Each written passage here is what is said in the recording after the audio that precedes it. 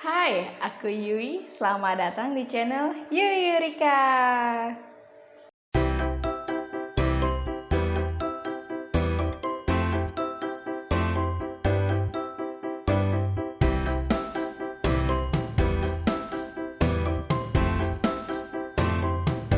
Video kali ini aku akan membagikan 5 tips untuk merawat kucing bagi pemula.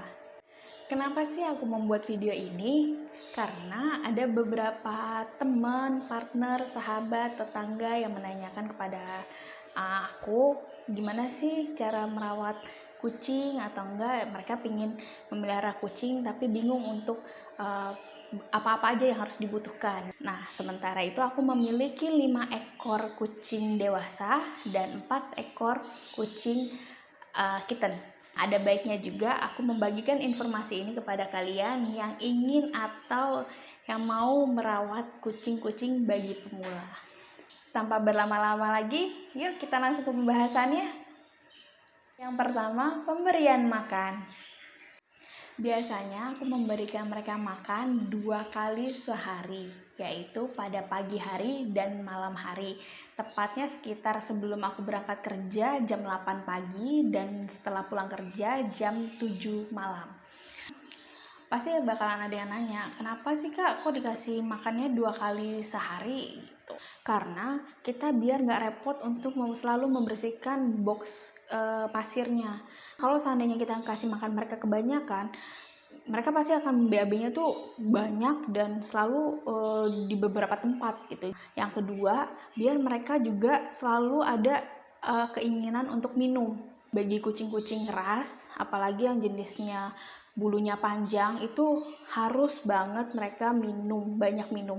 Itulah sebabnya kenapa kita kasih makan 2 kali sehari, biar mereka juga bisa keinginan untuk minum ada dan BAB-nya juga teratur. Ya, mempermudah kita juga sih untuk membersihkan kotorannya.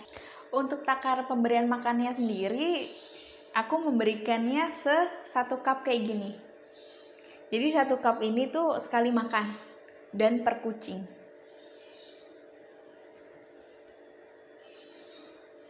Untuk pemberian makan satunya lagi, aku 1 sendok bebek seperti ini.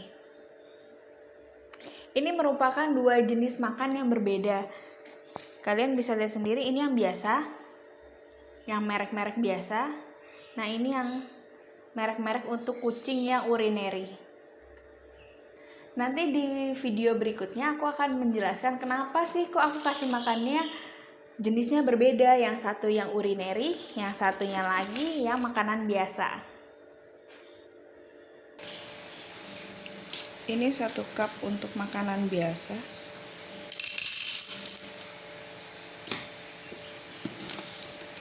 Dan 1 sendok bebek untuk makanan uriner.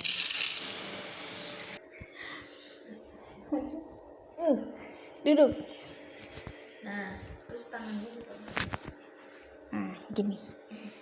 Jadi, untuk kalian yang ngerasa emang segitu cukup 1 cup, cukup banget buat mereka.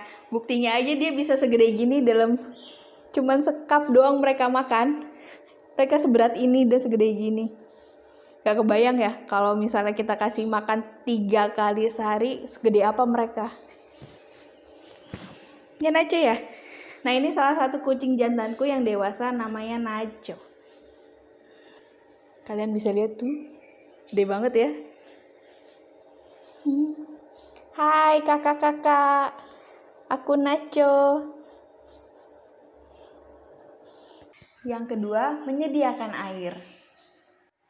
Yang gak kalah pentingnya juga, kita harus selalu menyediakan air minum. Nah, kenapa harus minum? Karena biar mereka juga gak dehidrasi, sama seperti kita harus banyak minum. Apalagi kucing-kucing yang ras.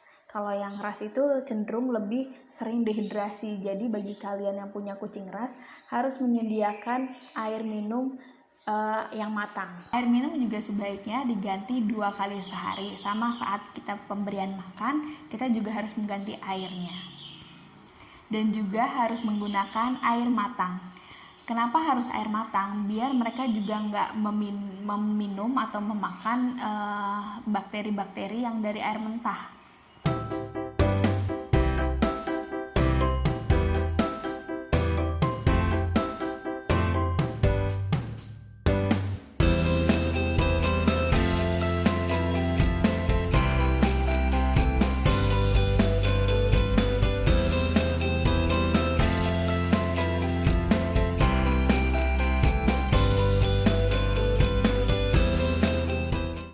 Yang ketiga, box pasir. Agar kita gampang membersihkan kotorannya mereka, kita harus menggunakan box pasir. Nah, pasirnya sendiri terdiri dari 2 macam.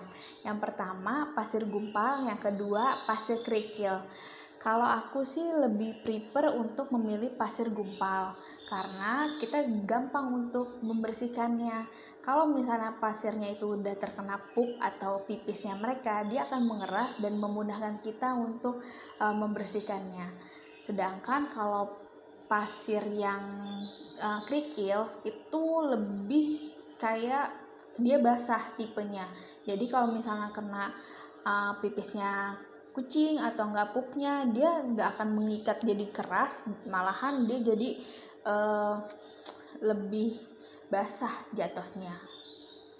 Jadi aku lebih sarankan kalian untuk memakai pasir gumpal.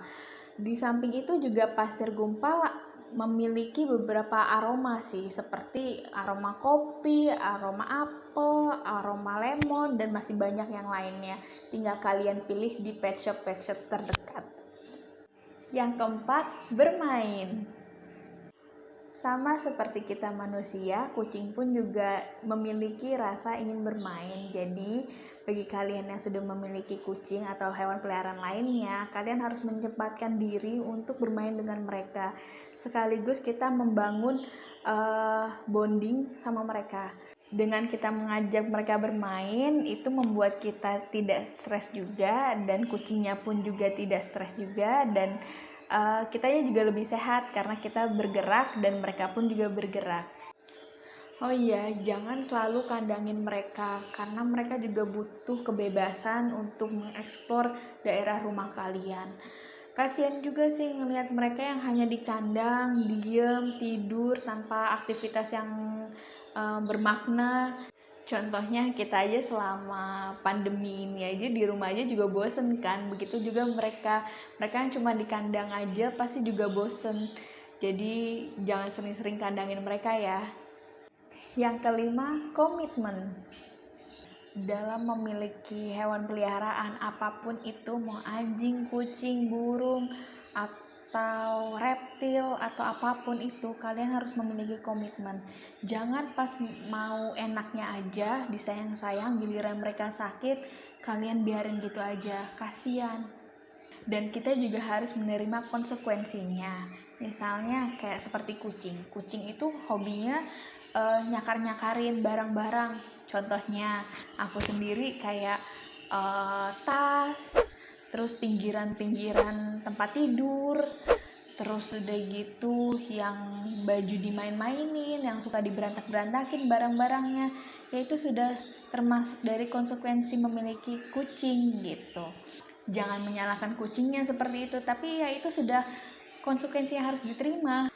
Dan jangan salahin mereka, misalnya kenapa sih mereka kok ngerusakin tasku, atau enggak pipisin buku-bukuku, atau pipisin di mana-mana gitu. Jangan salahin mereka karena mereka tuh nggak punya pikiran. Yang punya pikiran adalah kita sebagai ownernya mereka. Jadi pinter-pinternya kita sebagai owner gimana caranya supaya mereka tuh tidak merusak barang. Misalnya tasnya kita disimpan di lemari atau enggak yang tidak terjangkau oleh mereka. Sekian video dari aku, nantikan video-video berikutnya ya. Dadah.